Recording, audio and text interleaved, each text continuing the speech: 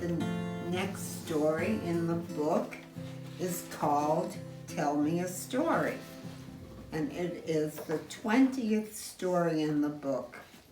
This is the illustration that I did for it, and it is my favorite painting that I did for the book. It's called Tell Me a Story. It's a sad little story, and I'm going to read it. Tell me a story. Mama, tell me a story, I said to my mother. What story do you want, Bashala? She answered and sipped her coffee. Tell me about your baby brother. Oh, that's a sad story, she replied. Please, Mama, I begged. She told me the story. When I was a little girl, we lived in a shtetl, a little village in Poland, and my mother had a grocery store that we all worked in to make enough money so your grandpa could go to shul and learn.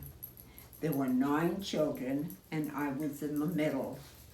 There was your Tante Annie, she was the oldest, and your Uncle Benny, and then Rivka, and Uncle Sidney, and then me. Then younger than me were Elsie, and Claire, and Ida, and last our baby brother, whose name was Sammy. I worked in the store to help my mother and took care of the younger children. We were all about 2 years apart, so when I was 10 years old, the oldest was grown up and already living in America. One day, the little ones were playing in the store, and I was helping my mother. The store was big, and it had a lot of things like nuts and beans and potatoes and onions in big bags made out of burlap on the floor. The kids always played games. They hid behind things, and they sat on the floor and played games with the nuts and the beans.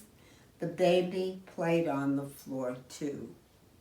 One day, when he must have been 10 months old, and he wasn't walking yet, but he could pull himself up to stand, he was playing on the floor with the other children, and all of a sudden, Claire started screaming. She was yelling that the baby was bleeding from his nose. Everyone came running, and my mother sent one of us out to get the doctor.